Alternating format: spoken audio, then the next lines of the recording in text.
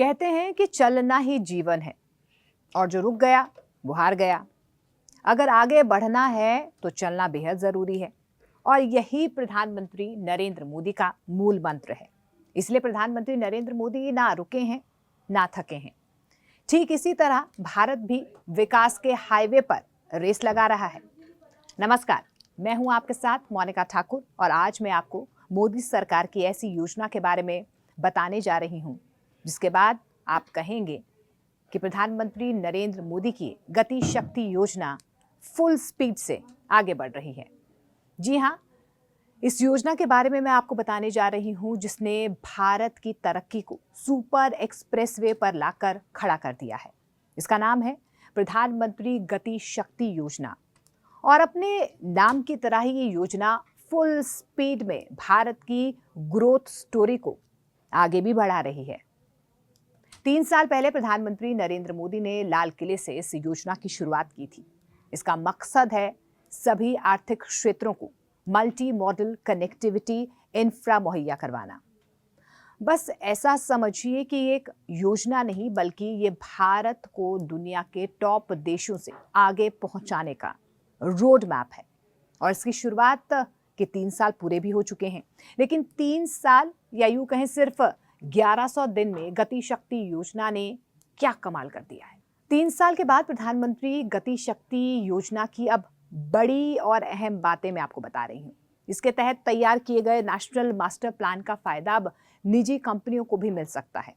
अभी तक ये योजना सिर्फ सरकारी विभागों और एजेंसियों तक ही सीमित है। अभी तक सड़कों, रेलवे, बंदरगाहों, जल मार्गों और हवाई अड्डों के विकास के लिए इस योजना के तहत 15,39,000 करोड़ रुपए की लागत से 208 बड़े इंफ्रा प्रोजेक्ट्स की सिफारिश की जा चुकी है। आपको बता दें कि प्रधानमंत्री गति शक्ति के तहत रेलवे परियोजनाओं को आगे बढ़ाया भी जा रहा है। माल ढुलाई और यात्रियों को सहूलियत मिलेगी। झारखंड और ओडिशा में मौजूदा कॉरिडोर के समानांतर 85.88 किलोमीटर लंबी तीसरी और चौथी लाइन बनाने के लिए डांगोपोसी जरोली परियोजना लाई गई है। ये रेलवे लाइनें खनिज समृद्ध क्योंझर क्षेत्र से इंडस्ट्रियल केंद्रों और पारादीप बंदरगाह तक लौह अयस्क के परिवहन के लिए महत्वपूर्ण बताई जा रही है। इस बीच उत्तर प्रदेश में बुढ़वल, गोंडा, कचेरी चौथी लाइन पर भी लगातार काम किया जा रहा है।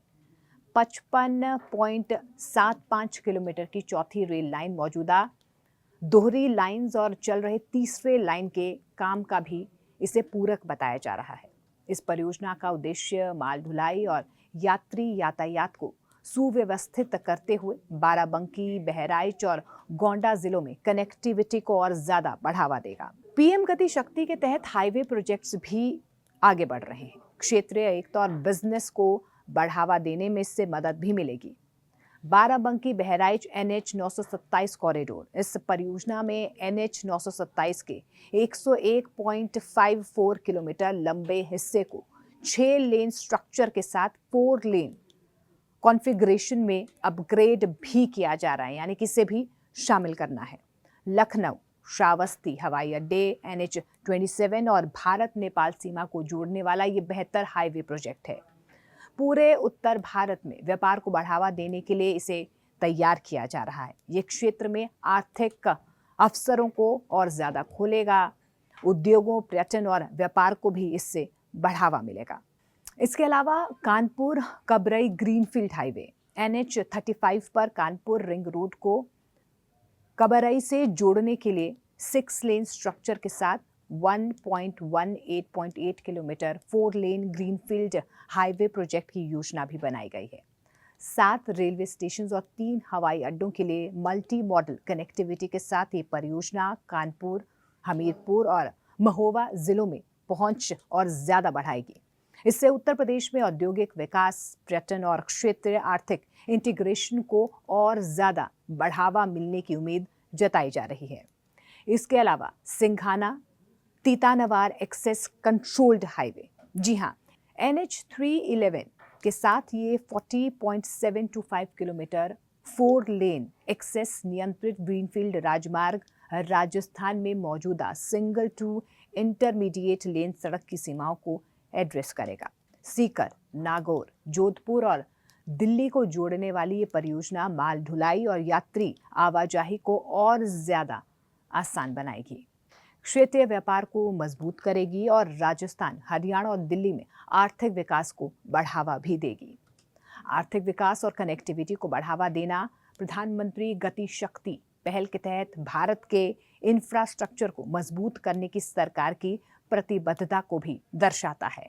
मल्टी मॉडल कनेक्टिविटी को बढ़ाकर ट्रांजिट टाइम्स को कम करके और लॉजिस्टिक एफिशिएंसी में सुधार करके ये विकास विशाल आर्थिक क्षमता को खोलेंगे और विकास की नींव को रखेंगे। देश में सड़कों, रेल लाइंस, हवाई अड्डों, बंदरगाहों, जलमार्गों का जाल बिछेगा तो सभी तरह के माल की ढुलाई की रफ्तार में और ज्यादा तेजी आएगी।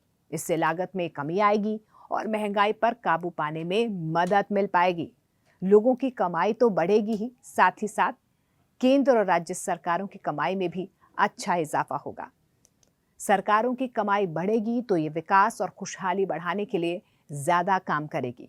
इससे लोगों के जीवन की क्वालिटी और ज्यादा बेहतर और अच्छी होगी।